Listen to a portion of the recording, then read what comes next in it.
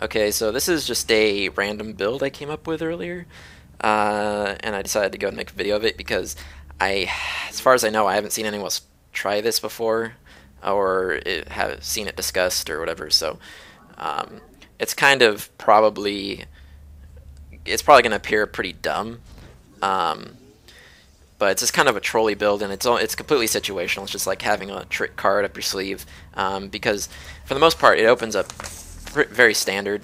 Um, there's nothing tricky until you scout. So drop the gateway at 12, go out to scout.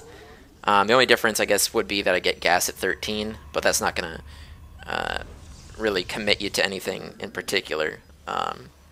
And as I go down to send my probe to scout, I go ahead and drop a proxypylon down here.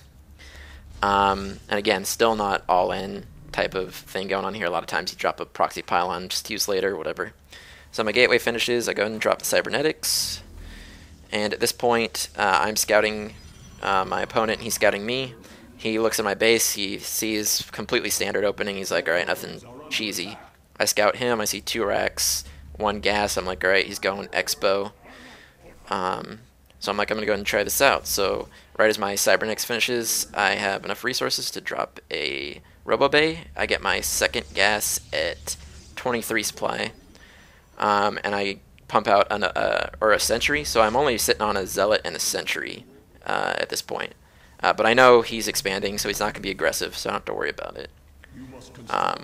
That's pretty much the key to this is, obviously if you got hit early, why would you do this? Doesn't work. But anyways, once the robo comes down, I have enough resources to chrono boost out an immortal, and then I start building just a constant line of stalkers out of my gateway. I went ahead and closed off with a pylon just in case something tried to slip in. And for some reason I found that I kept my probe count at 24, and it just, like I said, barely tested this at all, just came up with it today.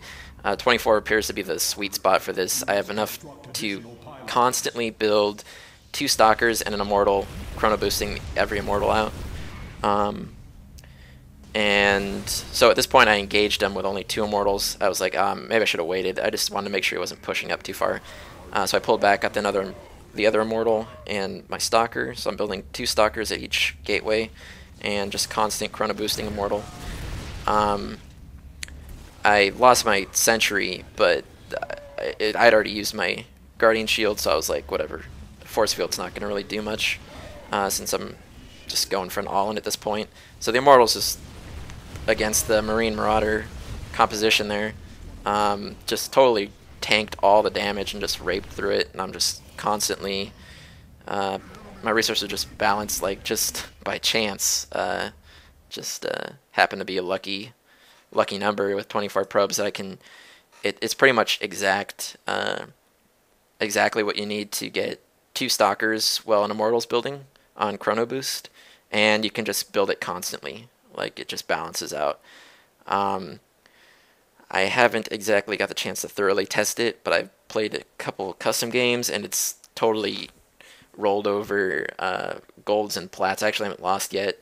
I've only encountered Terrans for the most part, but I kind of assumed they would be the hardest one for this particular Immortal Rush to work against. I think Zerg might be difficult, but I'm not sure. Just depending, since Immortals are so slow, it's like even if you try and micro them, they're really slow against speedlings and stuff. But I don't know, just some random thing I thought I'd throw out there in case anybody wanted to try it out and see if it's if there's any success against better people. I don't think I'm going to try this on ladder against diamonds, but I don't know, just some random thing. Totally unrefined at this point, but just something I figured I'd test to see if it even worked. But I guess I can't really confirm it until I play someone better.